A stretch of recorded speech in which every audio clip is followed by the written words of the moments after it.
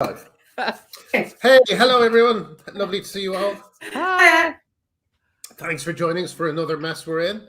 Another insane week has passed by. I can say that even if I didn't look at the newspapers or it's always true. It's always true. It's as always, stuff keeps happening that is so extraordinary. And what I really love, I may have said this last week, is just looking at my the people I used to follow on Twitter, not talking about it at all. It's amazing. Like, I don't know if you've noticed, but of course, recently we had Kara Dansky and her, oh God, I've forgotten her name, her friend, I've forgotten Kara's friend's name from Loudoun County, to talk about Virginia and the Democrats' loss there.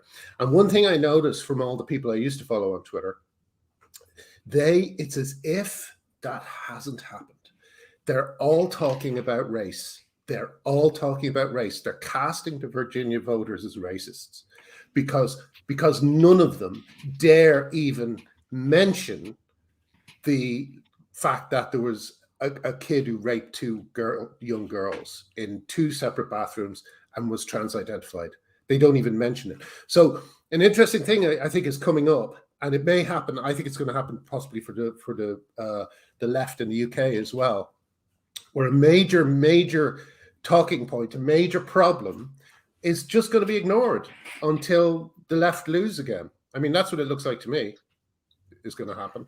Yes, I'm also quite astonished at the number of people not, in fact, talking about the fact that the IOC, the International Olympic Committee, are literally gaslighting the world right now by pretending that we don't already have evidence that male people are faster, bigger, stronger on average than female people, and that if one of them declares that they are now women have to prove all of the individual sports have to give evidence, quite robust evidence, going back to prove that they don't have a major disadvantage, and that I think the wording was, and it wouldn't be extremely dangerous for them to participate.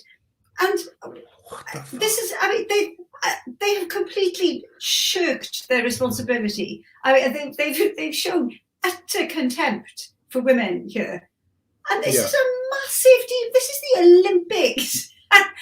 But it's quite quiet out there, apart from us talking about it. It's insane because, like, why would you? It's just like that has all the assumptions completely backwards. You know, the burden of proof is completely upside down and inside out.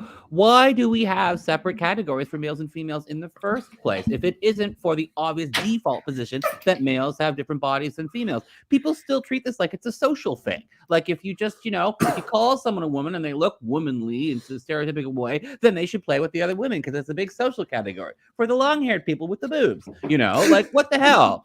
Yeah. Sometimes not even with boobs, Yeah. Sometimes not even with boobs. Exactly. I don't want to talk about boobs. No boob talk. Thank you. I also do not like talking about boobs very much. But well, mine are starting to really distract me when I'm on the exercise bike. I know, so it's not the exercise bike is not working when you're actually kind of slowing down because you're fascinated by your own breasts. I can see why so many people want to grow them so they can play with them, so many men. That was a line from Friends, wasn't it? That what Joey on Friends said. Yeah, but I can't imagine why women are able to get on with anything that they're not just looking down at their boobs all day. That's it. But I mean, as always. But actually, it's no longer a joke, is it? It's no longer a joke. I was told by a therapist who works with gender non-conforming children, who said that a lot of young men, they want to take estrogen, and they demand estrogen from their parents as quickly as possible, saying they'll kill themselves if they don't get it. And the reason is because they want to grow boobs so they can play with them. Have you seen the packaging of estrogen?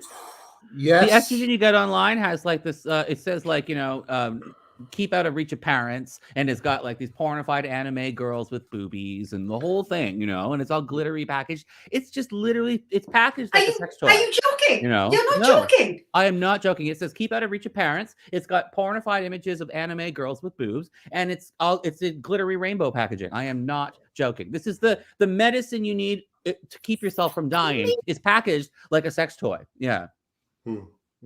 It's extraordinary. I mean, I'm not even joking. It's astonishing. Yeah, that one's going in the links. It's astonishing. Sure. That's astonishing. In fact, it's worse than astonishing, isn't it?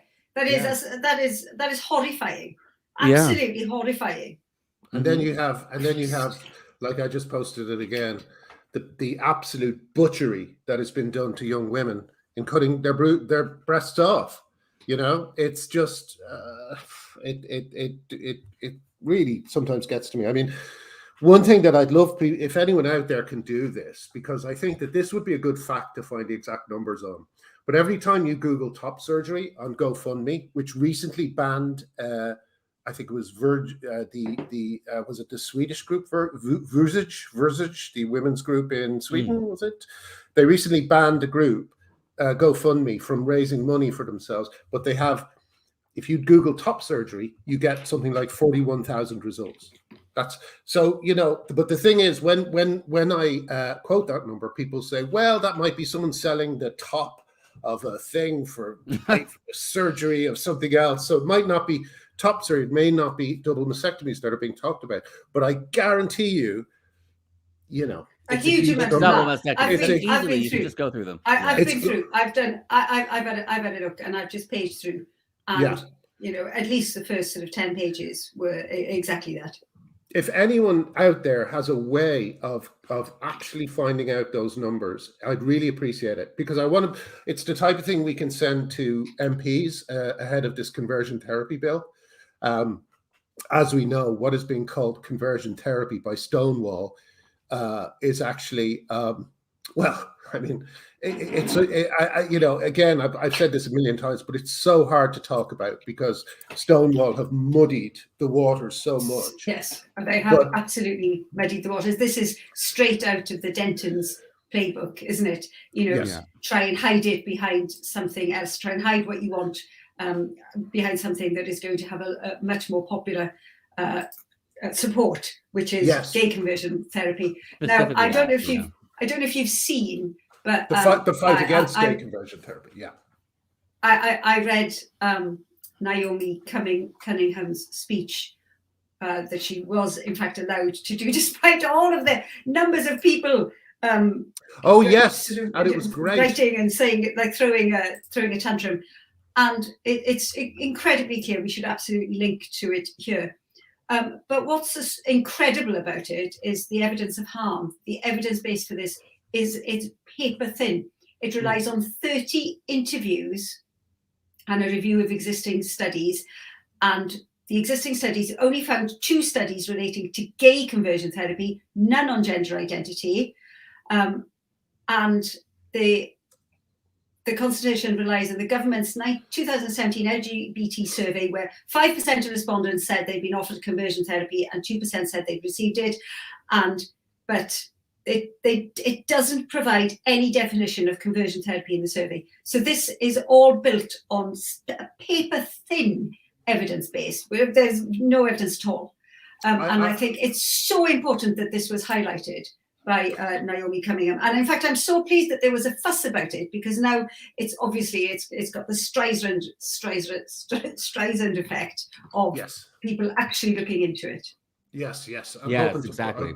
I may put it on my site as well, because it was also great that she got to say to what's it, Nancy Kelly, is it, at Stonewall?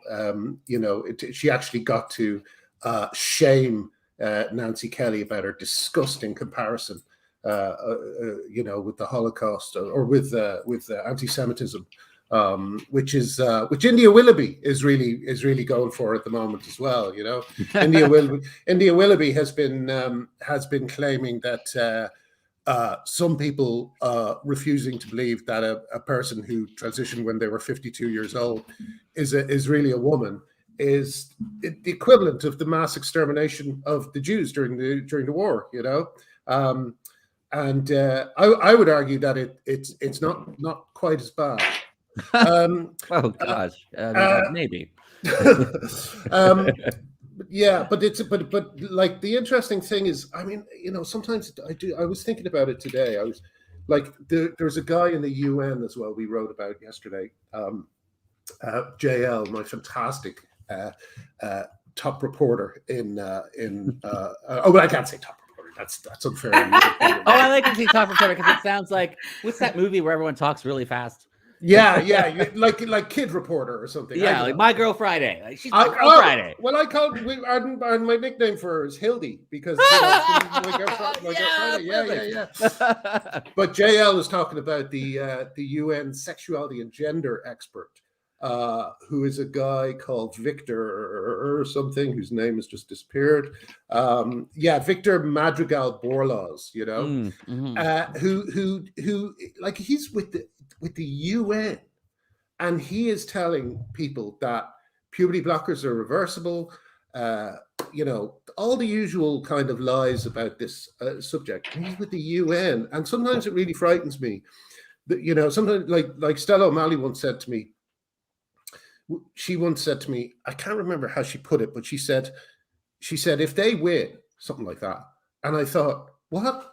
They're not going to win. How could they win? It was the first time it actually occurred to me that it was even possible they could win, because this stuff is so mad and so obviously damaging to women and children. I just don't understand how anyone. But when you see forces like the UN, like the IOC, like all these fucking people are supposed to be the adults in the room. Yeah, and the stakes are so high, and they're always go for the biggest one first, because if they can win at the first try, the first try is the one where nobody knows what's going on yet. That's like why they went after J.K. Rowling first, because if you knock her down, no woman can stand, Yes, so they went after her first, and they almost succeeded. Of course, she's far too powerful. She took a lot of damage, though. She took a lot of hits, but my goodness, she's a powerful, ferocious woman. But the IOC, they're going for the Olympics. They're not just going for like community sports and working their way up. They start at the big one, because if they get that big fish right away, everything topples, But the thing is, I think we've spoken about this before. I don't think there will be an outright win or lose. And there will be wins. Like, one could argue that the IOC is an absolute win for the other side today, but I genuinely don't think it is. They've published this, and people are going to say, what the fuck? Just like they did with Laurel Hubbard in the Olympics. That was a massive deal. People were like, look, what's going on here? So it might go one way, but it will come back, because people will see it. The point is that we need people to see it. It's so insane that so many times, you argue about it, and people are like, well, that's not happening. Don't be so ridiculous. Of course, men shouldn't play in women's sports, or men shouldn't be in women's changing rooms, but we should treat trans people with respect. Exactly what we've been saying. But the point is to vilify people like us and people like J.K. Rowling, pretend that they're saying something much, much worse, so that people will be like, no, this is terrible. So it might go one way, but I certainly think it will come back, because on the whole, common sense does, in fact, prevail in society. On the whole, it always has, and genuinely think that it will. What's that? I think that's a really good point. But the IOC is real. I mean, it's going to be a mess, though, to undo all of this. It's yes, a huge mess, a huge mess. But they have actually just outsourced. They have been cowardly, and they've outsourced to all of the individual sporting bodies. So now what's going to happen is the individual sporting bodies have to do the work. But in one way, you could argue that they are at least much better prepared to do the work in their own area, like I think the World Rugby did. I think some sports would probably fall because maybe they're not as well funded. But it'll come back, because you start seeing men competing with women in the Olympics at an Olympic level, and people will say, no, this is obviously not fair. But some some women will lose out in the meantime, maybe. But we will. Yeah, I think Linda Blade. I did an interview. Linda Blade is an athlete. She was an Olympic athlete, and now she's a coach, and she's part of the administration of athletics. She's the head of athletics Alberta, I believe, province of Alberta in Canada. She's an outspoken critic of men and women's sports, and she talked about how it really was the top down was saying yes, men and women's sports, but from the bottom up, everybody was saying no way, Jose. But there's something about the structure of the institutions of sports, these administrative bodies. They're just so cowardly that they think they should allow men and women's sports, because they're just cowardly pencil pushers, paper pushers, the people Yeah. on the Yes, ground up I agree. who are actual Yes. athletes and coaches and people who care about sport and who are engaged in the fields with these actual sports. They're like, absolutely no way. So that's really a point, Helen. The more grassroots these decisions are, the more they're going to say no way. It's these sort of abstracted organizations at the top who say, sure, we can allow men and women's sports, because they are so disconnected from the actual women and girls competing in these sports. Yes. The thing that kind of, to go back to being a little bit pessimistic about it, the thing that I keep, hitting, the bump in the road I keep hitting, is that there's now 3 examples of women being beaten up by men in MMA. 3. That's 3 women who've competed and lost against men. And not only that, but people are watching it on TV. I'd love to find the footage. But people actually, when I say people, a lot of men do like watching women getting beaten up, because this is porn for you, isn't it? And MMA actually is one of those categories. MMA is an obvious example of something that people watch for the humiliation and the beating up of people, as opposed to a sort of a fair, maybe a decent competition. So that it doesn't surprise me in the least bit that MMA has this. But I don't think, and as terrible as it is, I don't think it's going to stretch to mainstream sports. I just don't think it is. But the thing is, I mean, like we're now in a situation, and just to say, Iva is or Eva, I'm not sure how to pronounce it. You can tell us when you get on, Eva. But she's waiting for us. But we'll bring you on at past, Iva. So just to let you know. But my worry is that it's going to take a woman with getting brain damage or whatever it happens to be, like even male boxers, it's not a like, that's got rigorous rules, but it's not a sport. It's not a sport that people walk away from. No. Nearly I'm every just as male concerned boxer- about what's going on in the changing rooms and shower rooms. Like that rugby player who didn't just want to violently play rugby on the field, but insisted they can get naked with the women in the changing room. Yes, I mean, that's a red flag, isn't it? That's a red flag about what is actually going on there. There's a huge amount of it exposes the motive, and it is absolutely no care at all for women. Because in fact, it's a power play. I don't want to press. Power is the point. Yes. In fact, Helen, further to that, I've said this often before, and I really want people to have a think about it, because it's a very important. I just posted on my Substack a piece about a bloke on YouTube who is posting videos that are called ASMR. I know the young people know about ASMR, but I'm not really up on it. But it's this person called Nathan Jenkins, whose name is Chloe Louise, and he posts videos about kidnapping women and children, and he posts videos about violently abducting and torturing them. Is that what ASMR is this whole time? No, not all of it. Not all. Just this particular person. Again, we'll put it on the links. But this is a person who's openly posting stuff like this. And it's like, there must be some element where they are enjoying the distress that this must cause women. And as I've said before, where have all the serial killers gone? There were serial killers in the past, but now there is CCTV.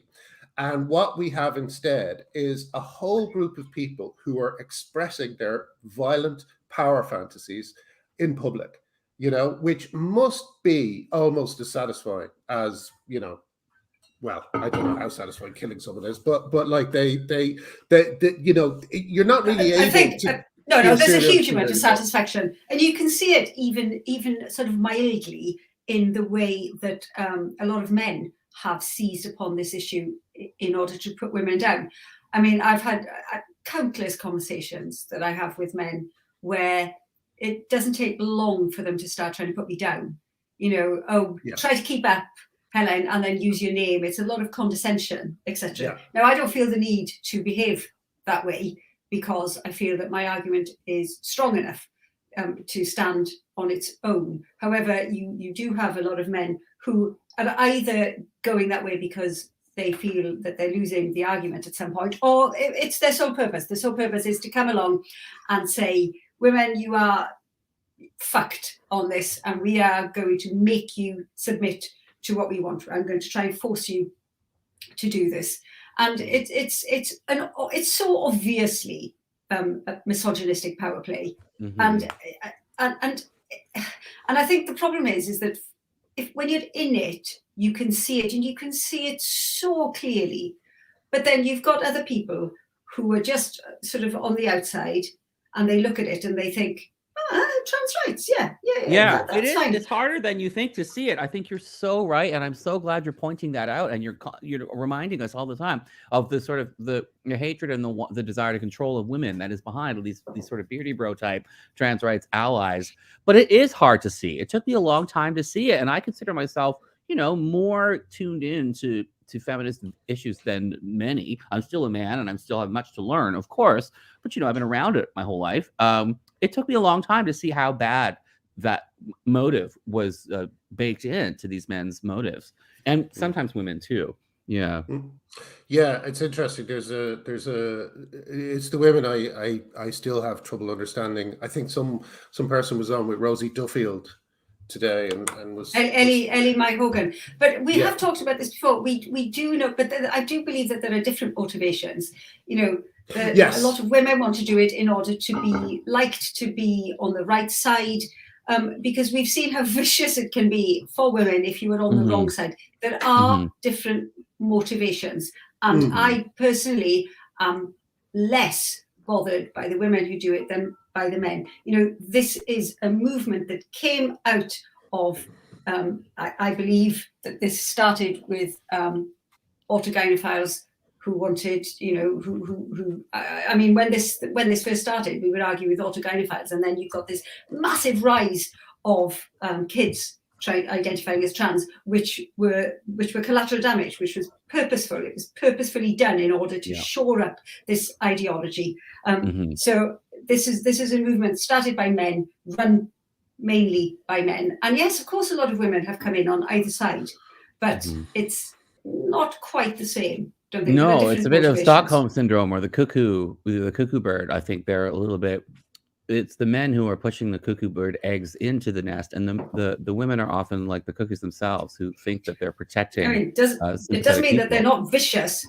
Yeah, exactly. But it's interesting, Graham, that you mentioned that Rosie Duffield segment, because as she was on this show, she comes across so well.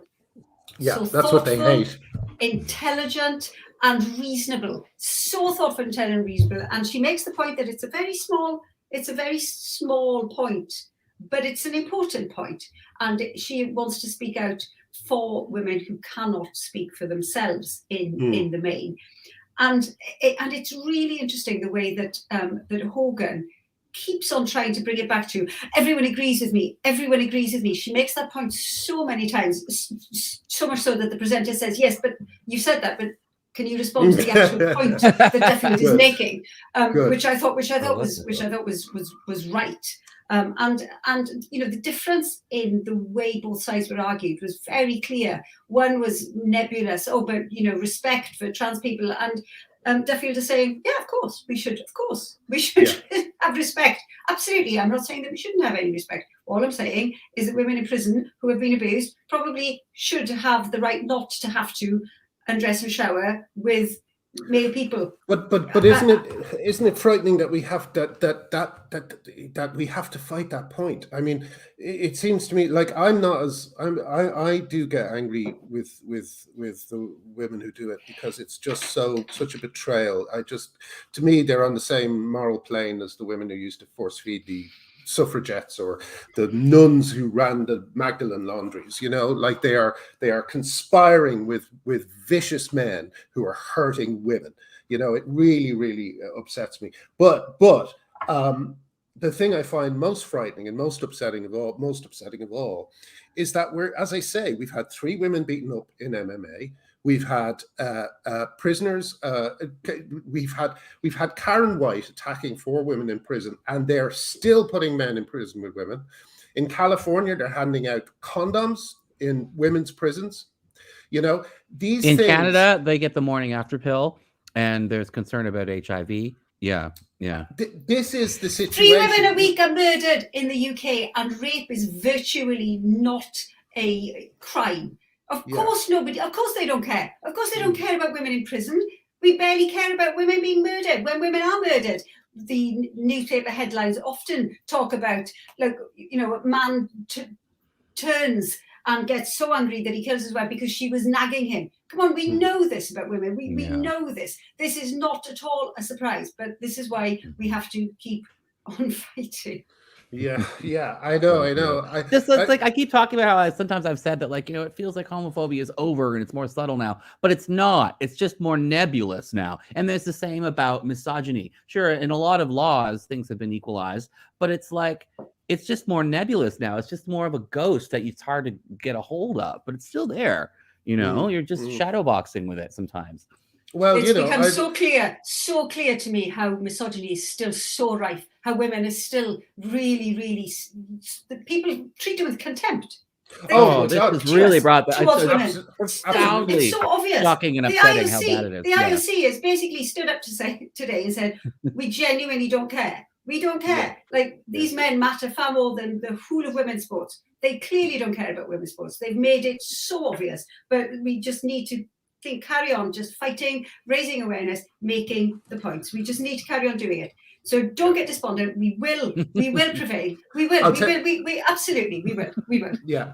And to add to Artie's point about the homophobia, you know, if you take the two things together, like, what you have is an extraordinary open war on lesbians, right? Like 80 women were interviewed in that BBC piece. 40 women said they'd been coerced into sex, or they'd been pressured assaulted in some way.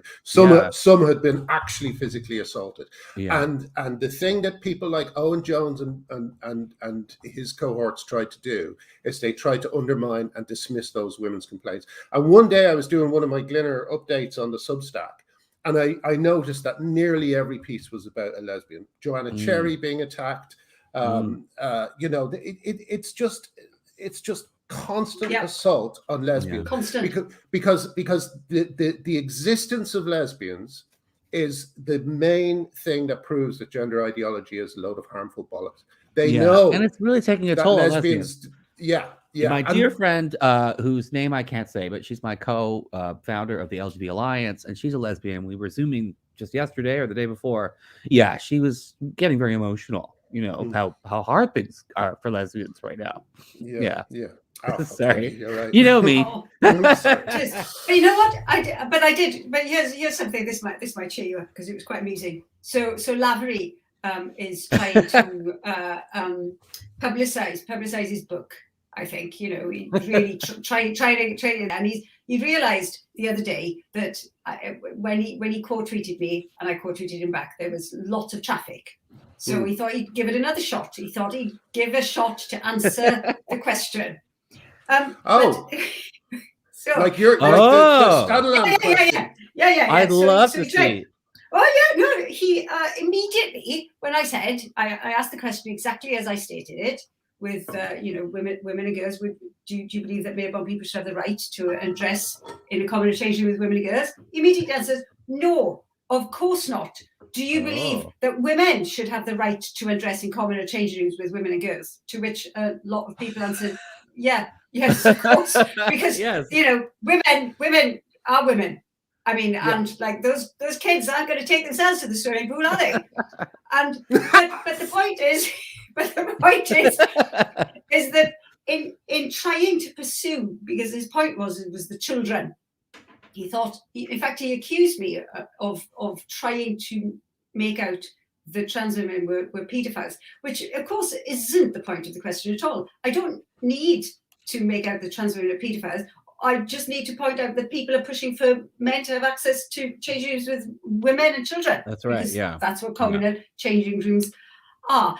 But he was so concerned on trying to nailed down the children angle. Oh, you believe that women should address with children? That he answered no immediately. So I have screenshotted it and I said, thank you very much for answering it. I wish that a lot of your trans-identified friends would be so clear in their answer. But I have screenshotted it, Grace, and thank you very much for the example, and I will be pointing it out. Yeah. You've got a leader in this field. Well, good for Grace on that, on at least answering that. But I love that. And the reason I'm prepared to say it out loud was because he was rude. He was rude, and I know he was rude and unpleasant in exactly the same way. The same way. Oh, look at this intellectual powerhouse, incredibly sarcastic, incredibly rude. So I'm perfectly prepared to say exactly what happened on air. I love the way. There's two things that these people believe about themselves. The first thing is they believe they're intellectuals because they pretend to understand. A doctor in pornology. Yeah. Exactly. These are like people who have read some of the most nonsense papers in the world, cite each other's bogus things. You know what I mean? And also their second kind of big lie is that women are just this huge danger. That and they'll do that thing of a lesbian. Yes, that we definitely need to have cubicles in all changing rooms because of the massive problems that's occurred with women taking their children swimming in the last century.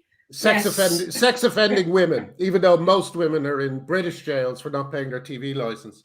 Anyway, let's get. We're a little bit past the time I should have brought them in. Yes, so of course. So let's get them in. Let's introduce you to LGB Iceland. This is, and excuse me, you may have to fix my pronunciation. This is Iva and Elder or Eddie. Really happy to see you guys. Thank you so much for doing the show. Thank you for having us. Hi. Thank you for joining us. Thank you very much. Thank you very much for having us, because we know there's a lot of things going on. So yeah, no, well, I promised you I'd get you on like months ago, and it's been a long time since. But you told me if we had to wait until the time that there was nothing going on, we'd never get you on. Exactly. No, that's true. It's a crazy environment out there, isn't it? Yes. Well, I know as well as everything else. I mean, maybe we shouldn't go straight to it, but I know that there's things happening in Iceland that you want to bring people. There are things happening in Iceland, and I actually do think, I was actually expecting, now they're gonna give us an email and cancel our appointment with you today, because there's so many things going on in the UK, and I totally get it. However, I think we are doing this conversation in a very, very good time as well, because take it as you've been served a warning from Iceland. Honestly, I don't even know where to start, because we do have something that is called the Sex Autonomy Act. Now we don't have a clear legal definition what a woman or a man is. We have the words sex and gender. They are synonyms, so it's the same word, which is kin, and it means both biological sex and the linguistic term for gender. Yeah. Right. So there's already a kind of built-in ambiguity to the phrase, to the word. Absolutely. So what is being a man and a woman is now unambiguous terms. Sorry. And what does that mean, Iva? Maybe you could tell us a little bit about what does that mean in terms of are you having the same fights that we're having over here about things like conversion therapy and so on? Not yet, but the Icelandic parliament recently accepted the self-ID law Eldur mentioned. Mm-hmm. And the thing is with the Icelandic language, and that's kind of why I got into this discussion, is because of the policing of language and the war on freedom of speech, so to say. Yes. Because the Icelandic language is very gendered. You talk about people in a masculine or feminine way. Yeah, even your last names are like daughter or son, right? Like Björk Goodman's daughter would be Goodman's son if she was a boy, right? No, reversed. Exactly reversed. Yeah, Oh. I'm actually the exception. I'm Oh. one of the few who have a surname. Oh, really? Yeah. But like, yeah, when you use nouns and adjectives about people, you do it in a masculine or feminine way. And now they're simply making up like new terms to use about people who are in the non-binary umbrella, I guess. Right. Okay. And they are trying to legalize that terms as well. So the term man and woman will be even more blurry. And now it is like every person who is 15 years old or older can identify as whatever gender they want. Right. So that's interesting. I would have thought that a language that had male and female terms like yours or French, it would be more difficult for something like this to take a hold. But it's actually but they don't seem to have a problem with just with going into it. I mean, doesn't that kind of even get into the very heart of the language and kind of change it? Elder? Yeah. Oh, sorry. Yeah, Go ahead. No, you go first, Elder. Okay. It's okay. No, I mean, yes, it does. What they have done, they have introduced a third way of being, you know, like Artie mentioned here, son or daughter of someone. You can now be bur, which means Child, an basically. offspring. An offspring of. However, I have never seen anyone carry that sort of name. I've seen it. So, yeah, Have you? okay. So I don't think it's taken that hold. But what worries me more is because Icelandic is it's a language where the people have great pride in keeping their language sort of homogeneous. Mhm. So for every new invention that is introduced into culture and into real, into normal life, like television, telephone, helicopter, etc., they all get specific Icelandic terms. Like with the word sjónvarp, which means television, it means a broadcasting to the eye. They're really Right. integrating it to the modern society. Exactly. So That's quite like our- Irish, actually. Irish is like Irish for Yeah. helicopter. Irish for helicopter is the car that jumps. yeah, Really? the Stonewall equivalent organization in Iceland, they had a little, committee of gender ideologues, playing around with words not too long ago, and they have created a new word to replace boy and girl and man and a woman.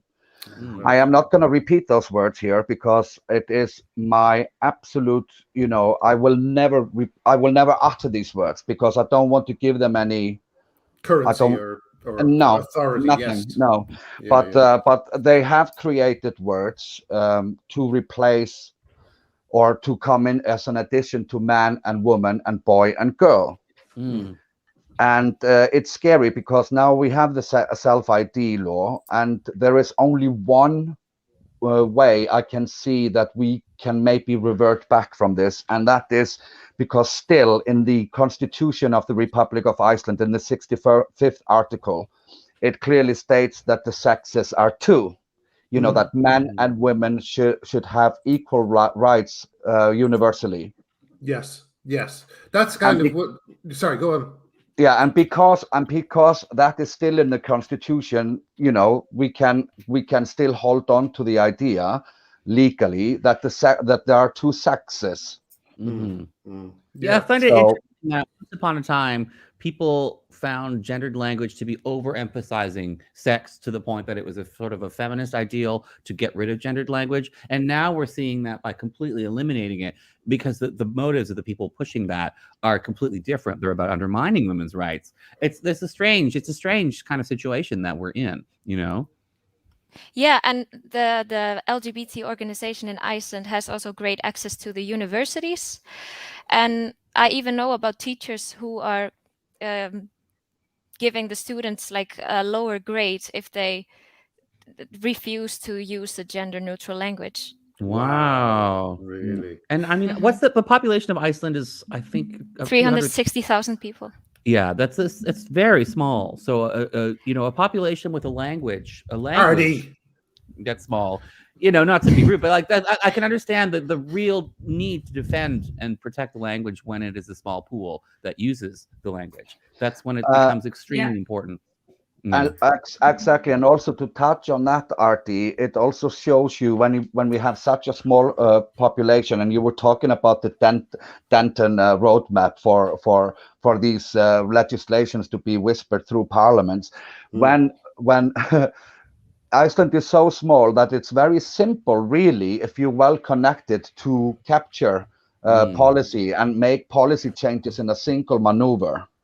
Yes, that's very interesting. Yeah, we have 63 parliamentarians, and we have just elected a new parliament now, which gives me a little bit of hope that there is a possibility to open these discussions again, because both instances, both in 19 and in December last year, where these self-ID laws were literally whispered through Parliament without any meaningful discussion or consultation.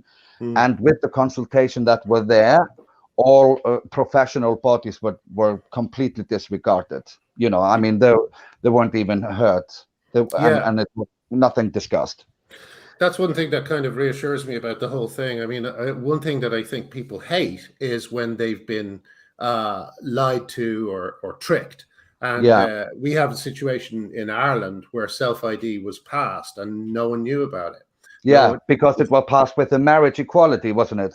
Yes, it was tied to the back of marriage equality. Exactly. And again, directly from the Denton's playbook. I believe also, Helen, that Denton's was mentioned by Legal Feminists last night, or by someone last night. I was pointing out that. Oh, well, actually, yes, I was pointing it out, but yes, it was by Naomi Cunningham. Actually, in her speech, mentioned the Denton's playbook. It's very important that we remember that they made this and it's clever, but it's calculated to say keep it quiet and try and push it through on the back of a regulation that is popular, just like what happened in Ireland, right, with self-ID. It came in on the back of other things, and most people didn't know it was happening. Yeah, the law bill in Iceland was passed in conjunction with a ban on doing surgical intervention on intersex children. Sorry, can you say that again? I was just sorry. The bill in Iceland, you know, with the self-ID, was passed in the same bill to prevent surgical intervention on intersex children. Oh, really? That's interesting, because that's one of the people who are new to this might not know, but intersex conditions are regularly used by trans rights activists. Absolutely, to absolutely. prove the existence of a third or fourth or fifth sex. And in the past, they were operated on when they were born because at that point, doctors thought that the best thing to do would be to try and force them into one category or another, and therefore they were operated on. And as time went on, and as intersex people grew up and they started to, they sort of formed groups to advocate for not in fact operating on kids when they're small, just allow them to sort of develop and make their own choices. So I think that's reasonable. However, it is a perfect example again, isn't it, of the Denton's idea. Of piggybacking on something, Yes. Yeah, they cleverly piggyback on things that you should see through. Like a law that says you shouldn't operate on minors is suddenly being used to say you should operate on minors. You know, a law that says you should protect lesbians' rights is being used to say lesbians should be having sex with people of the opposite sex. There's an irony. Yeah. Go ahead, Eddie. The way they took it through the Icelandic parliament is even more sinister than that. They left it as the last it was the absolute last topic on the parliament before it got suspended. And it was literally whispered through in terms of 15 minutes without any meaningful discussion. And I have in the aftermath, I wrote to all of the 63 parliamentarians, and I asked them, you know, why did they do this, and I asked for explanation, and why have they eroded this difference between male and female, and why do males now have access to prisons, changing rooms, you know, everywhere. They can literally go everywhere. You can literally go to the National Registry of Iceland, fill out a form, and make, you know, and for just free, say that by the way. For free. It used to they used to charge £50, but the trans lobby went apeshit crazy about that. So they got the £50 out of the way. So now it's free. So now you can actually just go to the National Registry of Iceland, no questions asked, change your legal gender, and you can walk into any single sex space that you just desire. Wow. This is appalling. And you wrote to all 63 parliamentarians. I wrote Did you to get all six. any? I wrote. To, I mean, honestly, fair play to you for doing that. I as the LGB Alliance Iceland, along with other professionals that are working with us, both human rights lawyers and physicians, we wrote and we co-signed the letter, and no, to no avail. There were 2 parliamentarians who answered. One of them, who I actually would like to challenge in this show, if I may, later on. She's a lesbian. And I have asked her publicly on numerous occasions, do lesbians have penises? She refuses to answer that question in public to me. Yeah. That's the way. I mean, it's just like the extraordinary thing about all this is how these crazy people are able to get so far and yet not actually say out loud what they believe. It's amazing. Yes, it So- is. So can I have 10 seconds? Can I have 10 seconds and challenge her? Yes. Can you have what? Yeah, sorry. Can I have Hanna Katrín Friðriksson, eru lesbíur með tippi eða ekki? That's it. Thank you. Okay, all right. Hopefully that won't get us banned in Iceland. I have no idea what you said, but I'm for it. Iva, can I ask what was your how did you start to notice things were happening along these lines in Iceland? What brought you into this fight? It happened very slowly, actually. I used to be a very radical intersectional feminist, very active in the queer and disabled community, so the disability rights activism community. And I actually got into this whole discussion about J.K. Rowling when she spoke about women and periods, last summer. Yes. And wow, that recent. I actually protected publicly J.K. Rowling's rights to have her freedom of speech protected, and said it was insane to burn her books and to promote book burnings in general. And for that, I kind of got cancelled. I'm a singer, musician, and a law student, by the way. So it had an effect on my career. And then I went with Elvur and was one of the founders of the Icelandic LGB group, and because then I actually started researching like what was going on, and discovered that the LGBT community in Iceland is like it's not about rights anymore, it's about politics. And I found out that it's a cult. I found out that their main policy is actually the self-ID law, and also to promote law against hate speech. So it's kind of to avoid the discussion even about questioning the self-ID. I mean, to have it clear, I support everyone to like live their authentic life, everyone who is 18 years or older, of course, but it shouldn't like a war on freedom of speech and language policing is just something totally different. This is really interesting. It's quite shocking, isn't it? So you were I feel you were sounded as if you were more on the trans rights, although of course everyone believes in trans rights, and I feel awful saying trans rights in court, but we know what we're talking about here when we say trans rights.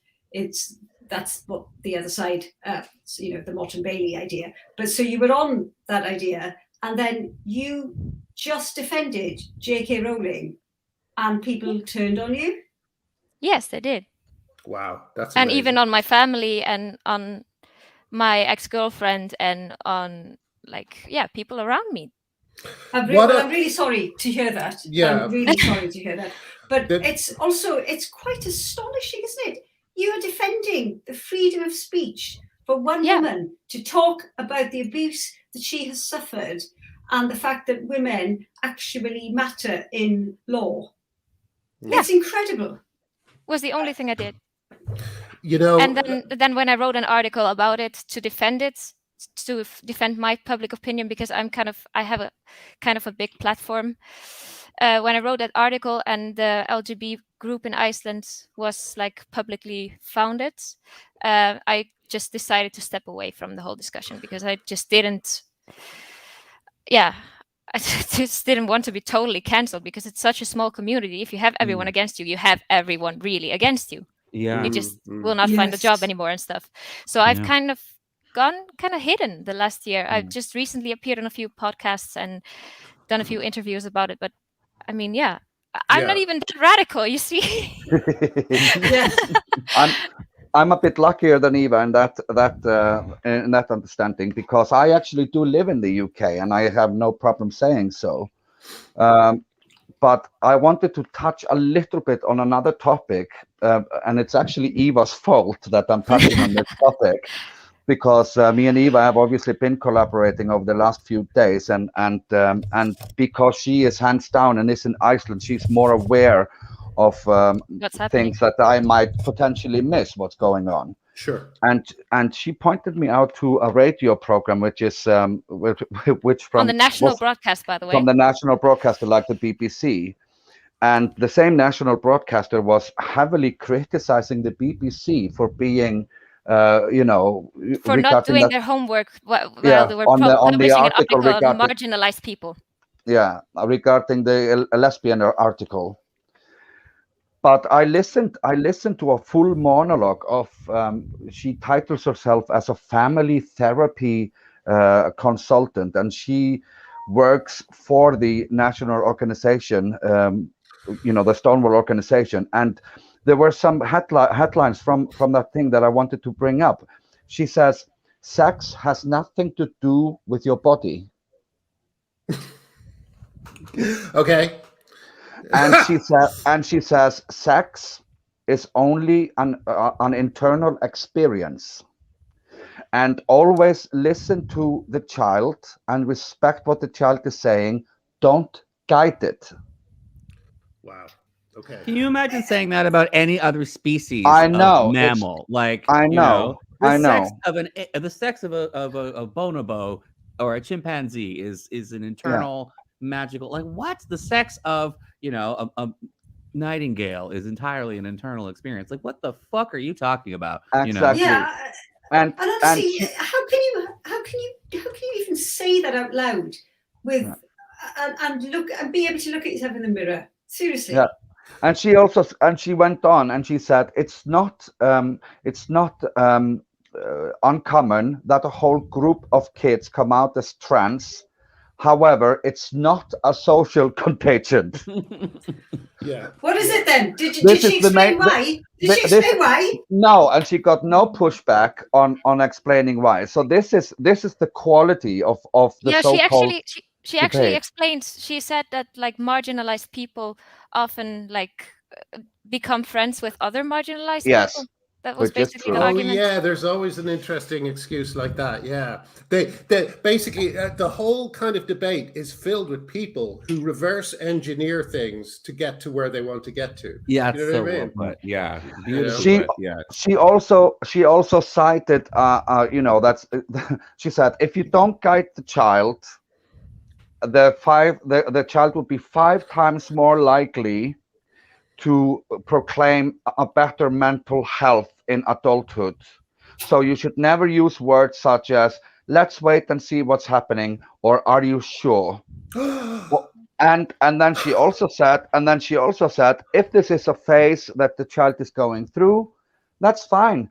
Then it's just a phase, and then it's no problem. But it's a problem, obviously, for someone like Sinead Watson and Kira Bell. Yeah, exactly. It's not a phase for them anymore, is it? No. So this is the main person providing therapy for families. There's a whole kind of swathe of people who are going to be I'm hoping will be exposed by all this. One of them is Barbara Ehrenreich, is that her name? She is the one who said that no, sorry, am I thinking Diane Ahrens? Barbara Ehrenreich. She's pretty cool, I think. She wrote the No, cool she book is. about- She wrote some Yeah. brilliant books, and I'm getting mixed Yeah. up. Excuse me. But that other person who you just mentioned said that it's a sign of a baby being trans if they try and open their onesie, if they snap the buttons on their onesie. And Nice. that person, what's her name again, Artie? Diane Aronsaft. Diane, Diane Aronsaft. Diane Aronsaft yeah. was also a big believer in the satanic panic in the 70s, which is the Yeah. previous In the 80s. mass, 80s Yeah. previous mass delusion, except because the internet didn't exist, it was kind of localized in the Midwest, you know. So these are cranks. These are absolute cranks who are saying all these things and being listened to. It's almost, I'll tell you what it's almost like. It's like Uri Geller. It's like Uri Geller has been copied and pasted. And as long as they're talking about gender, everyone's just taking them seriously. Well, And we need a bunch of James Randys to come along. Well, and sadly, copy there's Uri no Geller. James Randys, and the people in Skeptics are either captured or they're cowards. That's the sad. Imagine if James Randi believed Uri Geller. That's the mess we're in right now, you know? Yeah. But I wanted to ask one question. I often ask this of people who are from a particular place about this issue, because for me, gender identity, first of all, it's an American invention. It's completely Americanized. And I always found it a bit confusing that it made it into certain places. I always thought the Irish would just laugh at it, but of course they didn't know about it. I thought Australians wouldn't stand for it. I thought, a country that kind of, about everything wouldn't stand for it.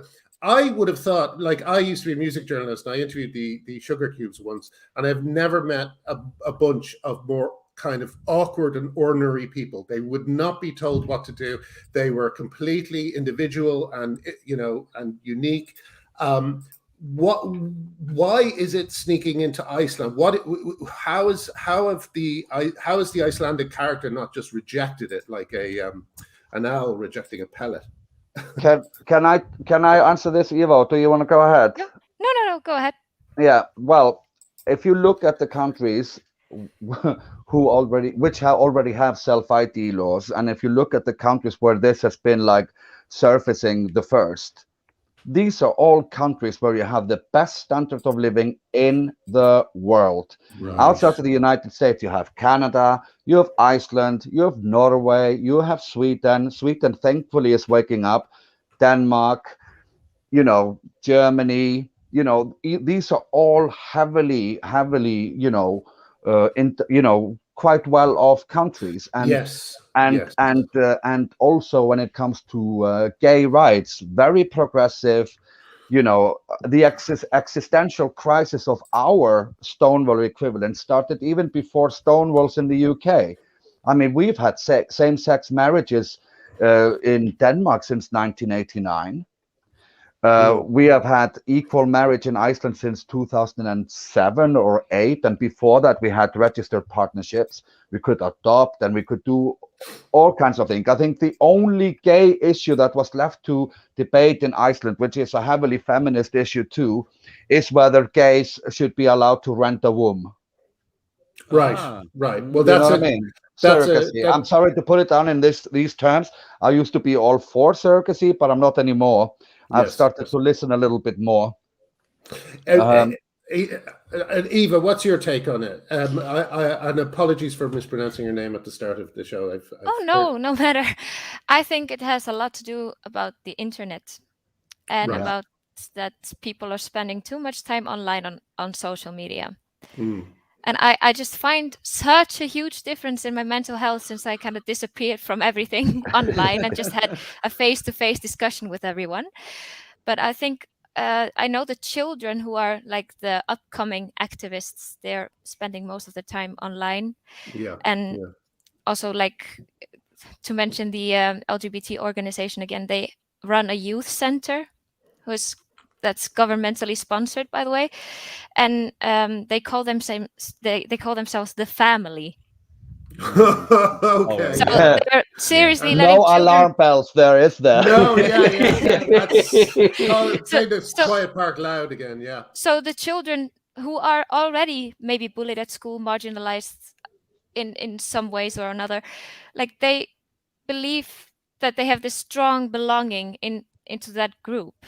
So I really understand them to find that a super nice idea. But if you dare to have another opinion on something, just a teeny tiny little thing, you will be kicked out Of your family. of the family. Yeah, Yeah. I think that's a really interesting point, isn't it? You know, it is like that. I experienced it myself. I kind of lost all my friends when I got into this J.K. Rowling fight. Yeah, me too. The thing is, I am banned from each and every platform for homosexual men in Iceland, on Facebook, anywhere. I'm just like, I don't exist. And and I've been campaigning for for gay rights, and I'm a long-term survivor of HIV and blah blah blah. No, none merit paid at all to none of these things. Well, the biggest. I'm sorry to hear that for both of you. That's just absolutely fucking appalling. It's really hard to be a gay person in this debate. It's one of the hardest things, I'm just struggling to not lose all of my friends every day because it's so hard. Yeah. But I found great new friends. So exactly. I'm cool with it. Well, that's what we the real say. friends. That's what we always say. Well, welcome to the better friends part of your life. It just breaks my heart thinking about that. There might be a girl or two out there that have been mutilated by some surgeon and stuff, and because of the environment and the small community that the LGBTQ alphabet soup is in Iceland, that those people might not ever find the courage to say, I made a mistake or whatever. So I hope we will have more Kira Bells and more Sinead Watsons that can inspire people outside of the UK as well, and like they are doing now. Yes, well, I got a lovely letter today from a woman in Switzerland who is also fighting back. Also works in the media, has been cancelled, or I think either has been cancelled or can't put her name to it. But she said, just please tell everyone that Turf Island is a lighthouse for the rest of the world. So it is well done to everybody who's not only fighting it here, but everyone who's inspired to fight it. Yeah, you're all you may have lost some friends, but again, what kind of friends are they? What kind of friends are they? Yes. Listen, I better leave it there. Oh, sorry, go on, Eva. What were you going to say? Yeah, and I also wanted to say, because we have events organized for LGBT people in Iceland, so-called queer events. I really hate the word queer, though. I find it very insulting personally. Yeah. But people are allowed to say whatever they want. But still, those events, it has become more political than anything else. So I just, speaking for myself, and I know a few other women who just don't feel welcome there anymore. Yeah. So I think everyone actually should be happy that there is a LGBT community rising, because then everyone can find their own place and just live their life and live and let live, Well, we'll be putting the link to however we can get in touch with you guys. People can get in touch with you guys. If there is anyone from Iceland watching this and feeling alone, then please get in touch with Eva and Elder, and I'm sure that that group of people will just grow and grow as more people realize how crazy it is. Growing already, but Good. Let's touch on that before we go. Okay. Jen, the coming out day. Critical coming out day. Oh, listen, thank you. guys. I didn't bring it up. In Iceland, listen, guys. Listen, we are gonna be very vocal about this until it happens. Great. So we are coming out en masse in Iceland, in the UK, in America, in Canada, everywhere. We're coming out. Oh, so join us. Excellent. Well, yeah, and don't forget that if you have to still stay safe, as we say, but if you are in a position to come out, please do, because you'll just make it safer for everyone else. Yep, that's right. Elder and Eva, I better leave it there. Absolutely lovely to speak to you. Yes, absolutely. Thank you so much for coming. Thank you for having us. It was great. Good. And if there's anything that you need us to publicize or amplify, please let us know and we'll bring you on again. Brilliant. Lovely. Thank you. Thank you Bye-bye, so much. guys. Bye. Bye. Bye. Cheers. Oh, sorry. Oh. He took himself out. He took himself out, and I put him back in. Nice. They were lovely. They were lovely, and it's an Iceland is such a lovely place. But it's interesting, isn't it, that it's such a small country Yes. that it matters hugely to be accepted. Being cancelled, I think, in Iceland matters more than being cancelled elsewhere to an extent, because you literally got no one else. That's quite sobering, I think. I'd say everyone in Iceland personally knows Björk. So that's right. She should say something. She's probably captured. I hope. I would like to think she isn't. But, Oh, can you imagine what her pronouns would be? Oh my goodness. Would be like yes, Ghetto exactly. Blaster. My pronouns are Ghetto Blaster. Right. I think that's us for this week. Unless, is there anything we need to be? Oh yes, write to your MP about the conversion therapy bill. Yes, definitely. We'll put the link to They Work For Us below. Write to them. Don't only write to them. Write to your local newspaper and say that you've written to them. Right, because Baroness Nicholson was saying it's always good to have two places, like to write to them, but also to say publicly that you've written to them, because it kind of forces them to say something about it. So send them all the details, send them all the kind of information. I've been posting some stuff recently about the cranks behind trans healthcare, so-called trans healthcare. Share stuff like that with them. Let's make sure that if they do vote on this, they know exactly what they're voting for. And if they do vote for it, then we can say, well, this is on you. These ruined. I think that's really key, actually, Graham. To make sure that they know exactly what they're voting for. We need to undo the Dentons of this. We need them to see exactly what it is, what the implications are, and where the evidence base is, which is very flimsy in this case. Exactly. And Jen, perhaps we can also, Jen is our producer who's listening in, perhaps we can also put the Denton's document information we have. We've got a few good links on what exactly that is, and how frightening it is. I might send it to the Nolan show. I don't know if they're aware of it, so I might send. Wow. Oh, that's a really good point. Send it to Stephen Nolan and David Thompson. Yeah, definitely. Anyway, thank you, everyone. What a wonderful show. That was great. I really loved it. Lovely. Guys. See you next week. See you next week. Bye-bye, everyone. Yeah. Bye-bye. Like and subscribe. Like and subscribe.